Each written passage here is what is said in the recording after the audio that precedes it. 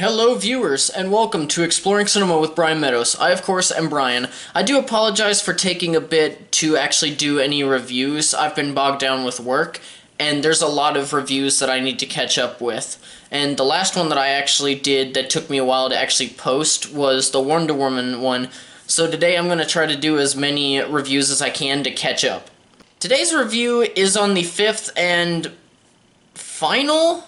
I'm not even sure if I can even say this, but this is what the TV spots and trailers are saying. The fifth and final film of the Pirates of the Caribbean series, Dead Men Tell No Tales.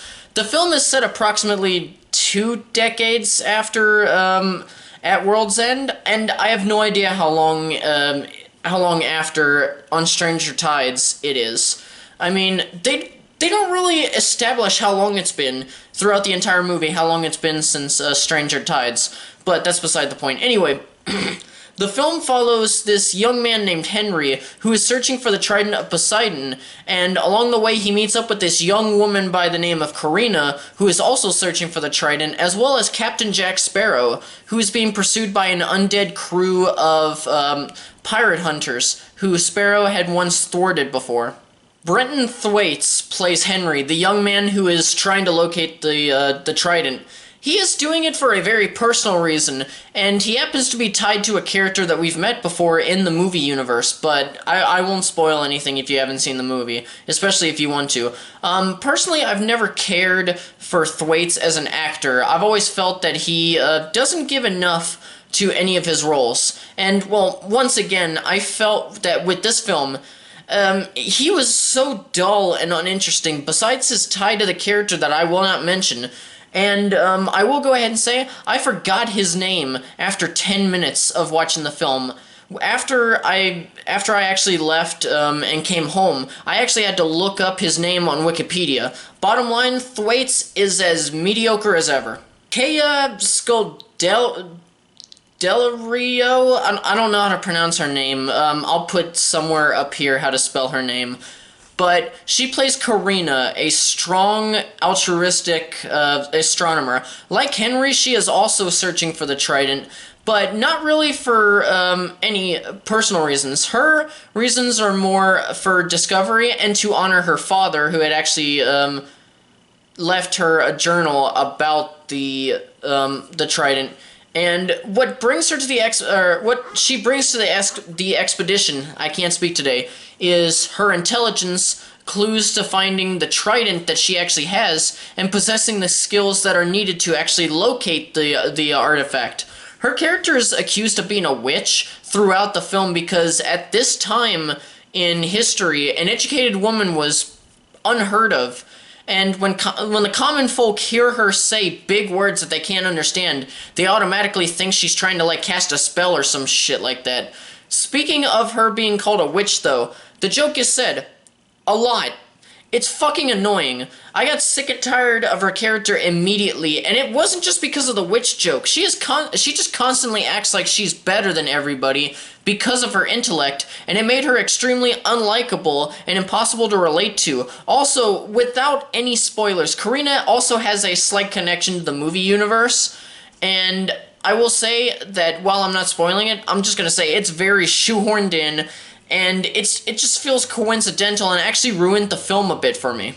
As a quick segue, for the first two, Henry and Karina, it was obvious from the trailers that they would be romantic interests, and I wasn't keen on seeing their relationship blossom, and it turns out I was justified in my worrying. They have no chemistry whatsoever, and their only connection is their quest for the Trident. This was just another case of forced romance between two leading characters. Johnny Depp reprises his role as Captain Jack Sparrow, which is probably his most iconic character ever. Honestly, I feel like he's getting exhausted playing the character. I even felt that in Stranger Tides, but I felt it a lot more in this one. A lot of his acting felt forced, and he honestly wasn't as compelling to watch for me as he was in maybe the first 3 films. With the fourth, as I said, being where he started to slowly begin to slip.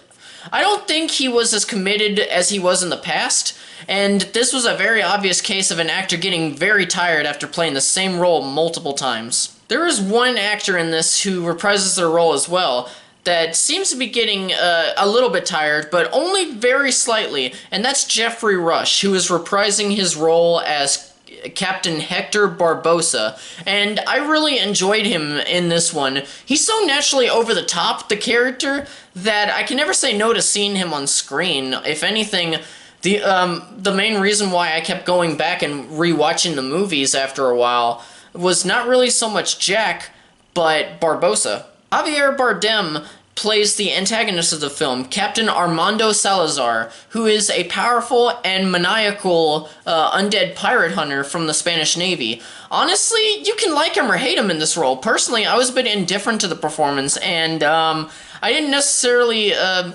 don't think that he necessarily added anything to the story. I think that if you had put anybody in that role, they could have either done better or worse. It really didn't matter. The concept of the character was alright, but it wasn't revolutionary. And while I could have seen Salazar as being a bit over-the-top villain and maybe being a little bit of fun in that aspect, he just came off as a little bland for me. As for the rest of the cast, we do have some returning characters and a few new ones. Honestly, the overall performance were from mediocre to okay. Nothing really notable though. There is one thing that I do have to talk about. There's actually a small cameo by Paul McCartney in this film. And it's a nice cameo, especially if you know what he looks like and if you're either a Beatles fan or a Paul McCartney and Wings fan. Now, onto the story. It was a bit obvious that the filmmaker saw The Curse of the Black Pearl as inspiration, specifically when it comes to the script and the tone of the film, which I will give them credit for. They at least tried. It honestly felt the closest to the first for those reasons, but not enough. The film had issues staying focused at times, and I didn't feel a true sense of urgency. I mean, they have a large undead crew of pirate hunters chasing after them, and they seem to be taking their time. One of the characters even seems to make a joke out of it, but it's immediately glossed over, which I will admit that scene was kind of funny when I really thought about it, but then when they pass by it really quickly, it didn't matter. Also, I did begin to notice many cliches that have been done over and over again appearing, but nothing was done to make them feel fresh or slightly different. And I wish I could tell you guys all the cliches that there are in this film, but because they get really bad. But I promise you guys a spoiler-free review. The visual effects in this film are probably one of the best aspects of the film. While it's nothing too groundbreaking for Disney, who's already been breaking ground in recent years with visual spectacles like Jungle Book, Doctor Strange, and Rogue One, the visuals are beautiful, but, you know, like I said, they're nothing special. My favorite aspects were there are a few underwater scenes near the end of the film, excuse me, that are especially beautiful, and a lot of them made me think that there is probably how they're going to do the live-action reimagining of The Little Mermaid. That's probably what it's going to look like, and it honestly made me excited to see when that movie comes out, and that's sad whenever a movie gets me excited for something else that's not even tied to the movie. It's just like when I went to Alien Covenant. The only thing that I enjoyed about that was watching the Last Jedi trailer on the big screen. That was it. There is a young version of Jack shown in a flashback, and while he does look pretty good, the only complaint that I have is that the young Sparrow looks around maybe 16 or 17, maybe 15 at the youngest, and he has the voice of a Johnny Depp in his 50s, and it took me out of the film. It's weird. For the first time in the Pirates series, Hans Zimmer was not the composer for Dead Man Tell No Tales. Instead, one of his proteges, I believe it was Jeff Zanelli. I hope that I pronounced it right. But he had worked on all previous 4 installments in the franchise, and he was the main composer for this film. And since he had worked on other Pirates films, he knew just how to create or recreate the iconic score that redefined the entire genre of swashbuckling film music. And he was also able to make it a bit of his own, and he honestly did a really good job. I would actually say that it's my favorite aspect of the film, right over the visuals. Now, before I finish up the review, I do want to tell you guys that there is an end credit scene for this film, and my talking about it will go into spoiler territory. So I wanted to warn you guys before I actually talked about it. If you've seen the film, or if you're really not interested in watching, then just continue watching the video. Otherwise, go to the time listed, I don't know, somewhere on the screen. I have no idea where it is right now. But just go to the time listed to skip the spoilers. It's not a link or like a skip button. It just tells you what number to go to. But use that number as a reference to jump all the way to my recap.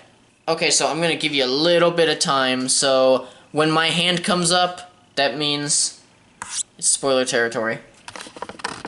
Now, as I had originally said, this is a spoiler talk for the end credits scene, so this is your last warning. Okay, one more time. Alright, let's get into it. So I'm going to try to do this all in one shot. So at the end of the film, the curse of the Flying Dutchman is broken, and Will Turner is able to return home to Elizabeth and his son Henry. In the end credit scene, Will and Elizabeth are sleeping in bed, and Will is woken up by a noise, and the door opens, showing only the shadow of an intruder coming into the bedroom. And Will turns to be surprised by a giant lobster claw that attacks him, and he wakes up from his nightmare. He then grabs Elizabeth and holds her tighter while trying to fall back to sleep, and the camera pans down to the bottom of the bed, and all it shows is a little small bit of water and a couple of barnacles before cutting to black. Before the shadow even appeared, I already theorized that this was Davy Jones, and when the claw showed up, it was obvious.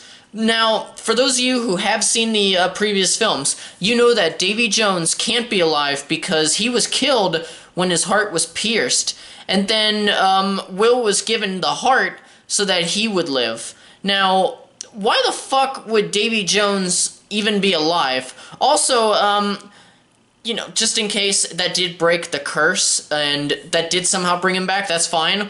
But here's the problem. Since the Trident of Poseidon was used to destroy all curses related to the sea, and Jones was part of one of those curses, there would be no reason once Will was uncursed that he would somehow return, and if he did, there is no way that he would look like the big squid monster that he was. And actually, right when those barnacles on the floor were shown, the rest of the audience had left, so it was just myself, Mallory, and her friend Beth, who was visiting from California. And we were the only ones sitting in the theater.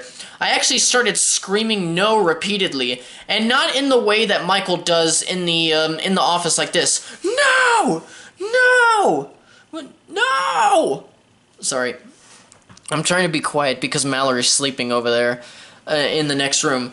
But, I screamed more like, no, no, no, no! That's, ugh. But I fucking hate that scene, and Dead Man Tell No Tales has actually been confirmed to be the final Pirates film multiple times. Now, I love Disney. I think that they are the best film corporation right now, but if it comes out that they will actually be making another film, and it does actually have something to do with Davy Jones, I will actually make it my mission to convince as many people as possible to not see the film, because in my opinion, that's bullshit. And I know I'm over-exaggerating a little bit, but in a way I'm really not. It's a cheap cop-out. And one of the reasons, one of the issues that I have with the franchise is that certain characters die, and then they come back from the dead. However, the other times there at least have been explanations to those resurrections. Not necessarily immediately, like, since this is still a spoiler talk, you all know that Captain Barbossa was killed in the first movie, and at the very end of the second one, it's proven that he is actually back from the dead, but they don't explain it until the third movie when you realize that the person who brought him back is basically a fucking god. But that's beside the point. This death is not something that you can explain and everybody will be happy. So once again, I hate the end credit scene, and I do not think that they should make another film in this franchise. They should just leave it where it is. So to recap, Pirates of the Caribbean Dead Man Tell No Tales is an underwhelming film with decent to mediocre performances, a choppy story with pacing issues that survive. It's a film that mainly survives because of the visuals and the music. I was okay with this film. Like, barely okay. But then the end credits scene made me hate it more. So what other rating can I give other than a red lightsaber? Thank you guys so much for watching and just listening to me ramble on and on. Now, I must ask you guys, what did you think of Dead Man Tell No... I can't speak. What did you guys think of Dead Man Tell No Tales? Did you love it, hate it, were you indifferent, you haven't seen it yet, don't care to, etc.? It doesn't matter. I want to know your thoughts. I welcome new perspectives. Be sure to subscribe if you haven't already for more reviews and content. There is always more to come. And for other ways to support the channel, just click on the description below. Thank you guys once again for watching, and farewell until the next video.